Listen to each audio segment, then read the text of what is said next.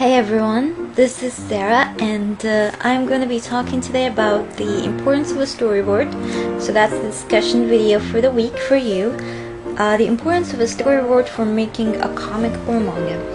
For a lot of people who are still starting or kind of beginners, I would have to say beginners, they make a common mistake, and I did that. We have an idea in our heads and we shape it up and we start drawing the final version of our story right away without drawing any kind of storyboard to it or anything like that. Imagine this. What would happen if we build a building without a proper foundation? Simply it's gonna crumble down. In the case of drawing, we're gonna stop. Some people would stop at the point and then think what's happened or what's gone wrong, and they restart from the start again of their story, or restart doing their story again. And sometimes even they redo it a couple of times until they kind of realize we need to base it on a proper storyboard, or we need a proper foundation for our story. We cannot keep doing it or going with the flow like this, because it's simply we're just gonna stop at one certain point.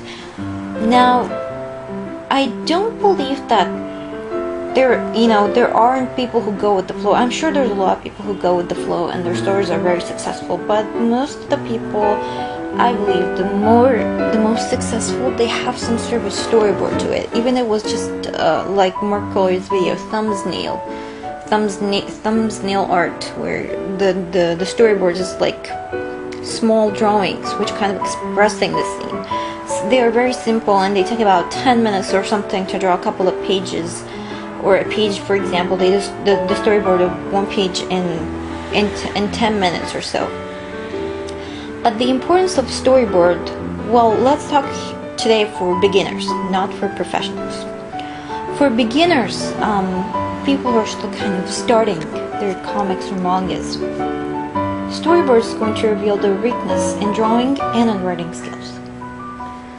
In drawing, you might know the basics, and you might be alright with drawing things like people sitting down or standing up or something like that. But if you're doing a fighting comic or shonen comic, manga, you might come across that you need to do some fight scenes. So when you are drawing, for example, in your storyboard, a fighting scene, you might find that, oh, I have a difficulty drawing the fighting scenes because I'm not used to drawing fighting scenes.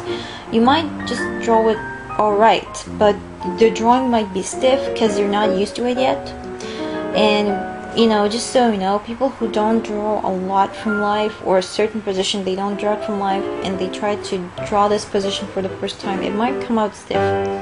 I'm still dealing with this problem, so that's why I started a storyboard, in order to see what kind of positions which I have stiffness with, and try to improve. I'll take that position and draw it somewhere outside, and I'll just keep on drawing it until I improve that position, and I'm sure I can draw it.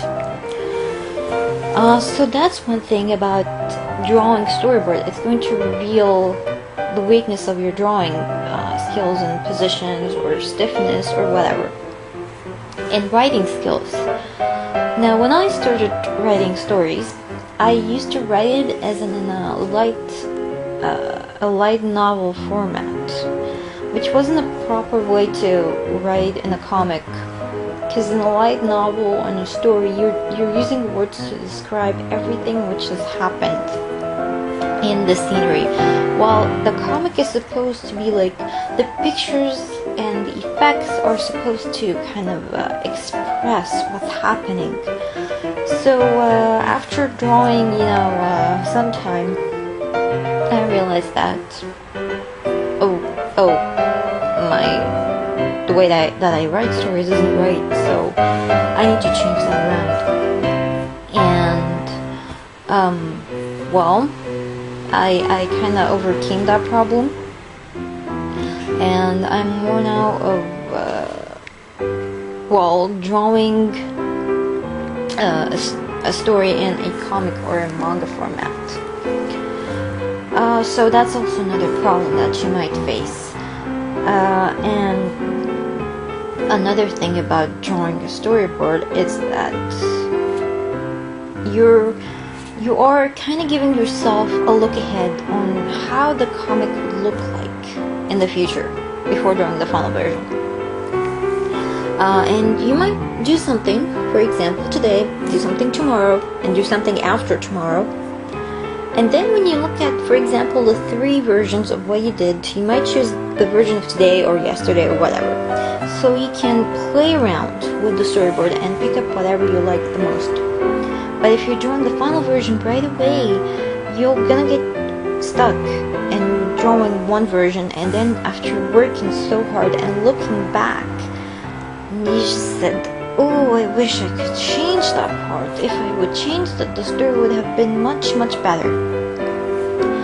So it's also a way to look at your story and how it might be shaped up later. So some people draw the storyboard, for example, of a chapter, and then they put the chapter. Some people, for example, draw a page and they draw the final version of this page right away. Like today I'm gonna do the storyboard, and if I like it, I'm gonna put it as the final version. Some others do, for example, a whole book, and after they like the book or how the final version of the story came out, they would start drawing in the final version. For me, I would prefer definitely if well, chapter by chapter or part by part. You're making a storyboard, for example, like the first 20 pages, and then you start to work on the final version for those first 20 pages. I think it's much easier like that. So my advice is, if you are starting a comic, if you're still kind of beginner, I believe it's best if you start with something as from 20 to 30 pages and start drawing a storyboard for it before drawing the final version. It's going to be really helpful for you. So start with something short. Some people would say maybe you should start something about 50, for example, to 70 pages. Well, why not?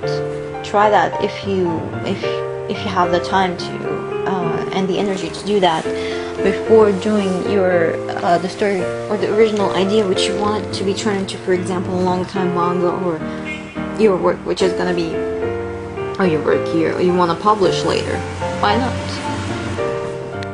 Another thing about storyboard, for example, is, you know, some people might want to know how people would react to their story or their concept art. So you might put the storyboard on a site like DeviantArt or free webcomic hosting sites, and see how people would react to it. They like it or not, they see something missing, or they see it as really great, you know. And I won't say like put the whole storyboard, maybe a couple of pages here and there. If you want to put the whole storyboard, well, that's really up to you. That if you're going, for example, for publishing, and before you want to take your work to a publishing company, you would like to show it for, you know, people and just see their opinions first. So that's another way to also use storyboards. So to sum up this video, storyboards are really important because they're the foundation for your work. It's also going to help you improve your drawing and discover some things maybe you didn't know, like you need to improve your drawing skills at some points, or your writing skills or whatever. So it's going to reveal a lot. It's kind of a good prova or rehearsal before doing the final thing. Yeah, it's kind of a reversal, kind of a training before going ahead and putting the final show. That's I guess that's the best way to put it, right? So this was the discussion video for this week. If you want to ask me any questions, please go ahead and post them in the comments. And if you're interested in me doing discussion on drawing or discussions on drawing, please tell me. And if you have an idea for a drawing discussion video, please also write them in the comments, and I'll be happily I would happily do these drawing discussion videos because they're interesting and they just give you kind of general knowledge, and I might look on the internet and they might give me some interesting new information. So yeah, I hope that you liked this video. I hope that you found it useful. I'll see you in another video, and stay tuned later.